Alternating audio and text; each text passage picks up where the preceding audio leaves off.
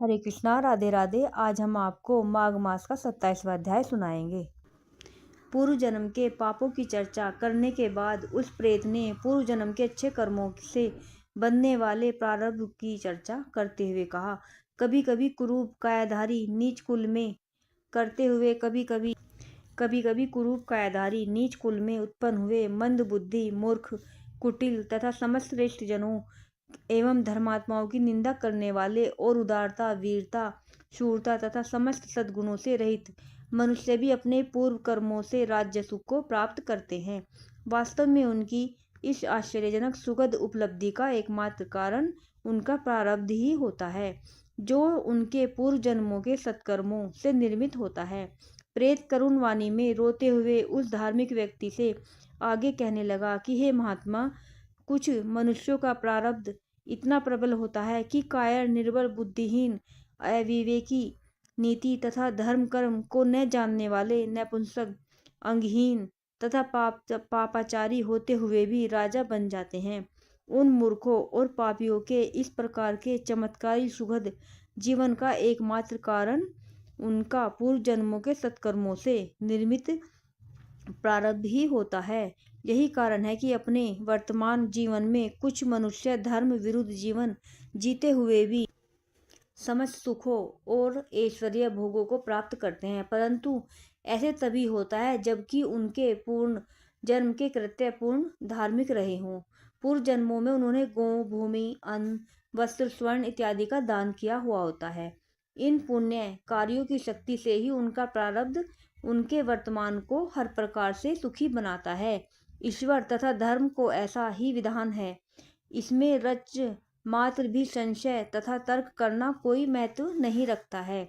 वसु के प्रेत ने अपने कई जन्मों के जीवन से अर्जित ज्ञान के बल पर कहा, जिस प्रकार सत्कर्मों से सुंदर एवं सुखद प्रारब्ध का निर्माण होता है, उसी प्रकार जिन मनुष्यों ने कभी भी अपने पूर्व जन्म में किसी प्रकार के सत्कर्म नहीं किए हैं तथा मनसा वाचा कर्मणा समस्त प्रकार के पाप कर्मों में लिप्त रहे हैं, वह अपने अगले जन्म बिगाड़कर मेरी तरह दुख पाते हैं।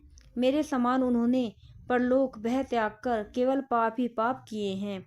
जो पर निंदा हिंसा छल कपट दुराचार मद्यपान दुष्कर्म इत्यादि पाप कर्मों में लीन रहते हैं, वे इहलोक तथा परलोक दोनों में ही घोर कष्ट अशांति तथा नाना प्रकार के दुख प्राप्त करते हैं। हे ब्राह्मण, मेरे इस कथन का प्रत्यक्ष प्रमाण तुम्हारे सम्मुख मैं स्वयं हूँ। वर्तमान में यह जो प्रेत योनि मुझे प्राप्त हुई है तथा मैं जो असहाय होकर दीनहीन दशा में भूख प्यास सर्दी गर्मी कष्टों का भोग रहा हूँ, ये सब मेरे पूर्व जन्म में किए हुए अपकर्मों और पापों का ही परिणाम है। वसु के प्रेत ने निकट आकर जल पिलाने की प्रार्थना करते हुए उस व्यक्ति से कहा, मेरा अहोभाग्य कि मुझे तुम्हारे दर्शन प्राप्त हुए हैं।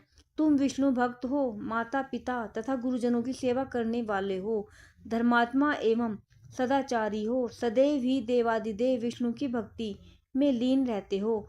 तुम्हारा जीवन धर्म और सत्कर्मों के अधीन है, अतः हमारे जैसे भूत प्रेत राक्षस पिशाच वेताल कुंड मांड इत्यादि दुष्ट तथा हिंसक योनिधारियों से तुम्हारा स्वप्न में भी कोई अनिष्ट तथा अहित नहीं हो सकता है। तुम हम सबके अधिक शक्तिशाली हो, तुम्हें हमारा भय नहीं करना चाहिए। हमसे डरने की तुम्हें कोई आवश्यकता नहीं है। भगवान के भक्तों की पवित्र ग्रह नक्षत्र दिग्पाल देवता इत्यादि सदैव ही रक्षा करते हैं और स्वयं भगवान भी अपने भक्त का ध्यान रखते हैं।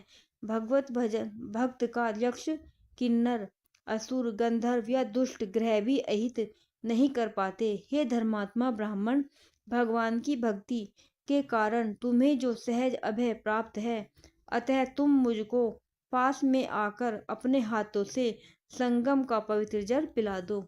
राधे राधे।